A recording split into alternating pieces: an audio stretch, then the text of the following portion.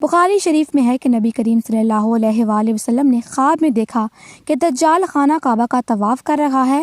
اس کی شکل کس شخص سے ہو بہو ملتی تھی۔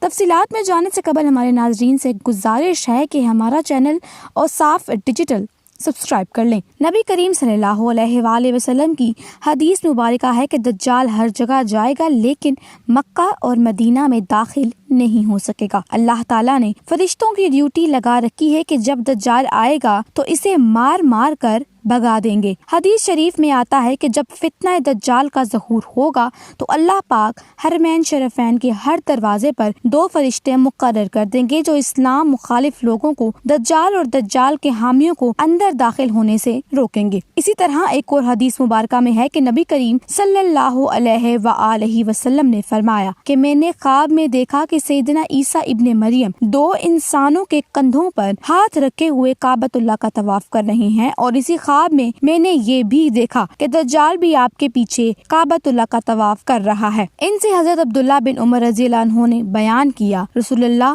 صلی اللہ علیہ وآلہ وسلم نے فرمایا، میں سویا ہوا تھا کہ میں نے اپنے آپ کو کعبہ کا طواف کرتے دیکھا۔ اچانک ایک صاحب نظر آئے، گندم گو بال لٹکے ہوئے تھے اور 2 آدمیوں کے درمیان سہارا لیے ہوئے تھے، ان کے سر سے پانی ٹپک رہا تھا۔ میں نے پوچھا یہ کون ہے؟ کہا کہ عیسیٰ ابن مریم علیہ السلام۔ پھر میں مڑا تو ایک دوسرا شخص سرخ بھاری جسم والا، گھنگریالے بال والا اور ایک آنکھ سے کانا جیسے اس کی آنکھ پر خشک انگور ہو نظر آیا۔ میں نے پوچھا یہ کون ہے؟ کہا کہ یہ دجال ہے۔ اس کی صورت عبدالاعزیٰ بن قطن سے بہت ملتی تھی۔ یہ عبدالاعزیٰ بن قطن مطلق میں تھا جو غزاء قبیلہ کی ایک شاخ ہے۔ ہر پیغمبر کا خواب گواہی ہوتا ہے، حقیقت پر مبنی ہوتا ہے۔ عیسیٰ علیہ السلام نے جس طرح 2 انسانوں کے کندھوں پر ہاتھ رکھا ہوا ہے، اسی طرح دجال نے بھی 2 انسانوں کے کندھوں پر ہاتھ رکھا ہوا ہے اور طواف کر رہا ہے۔ اور حدیث میں ہے کہ دجال مکہ اور مدینہ میں داخل نہیں ہو سکتا۔ مولانا محمد مکی نے اپنے درس میں کہا کہ جو لوگ قرآن کے مصادر سے پوری طرح واقف نہیں ہوتے وہ ان احادیث کا غلط مطلب نکالتے ہیں اور راہ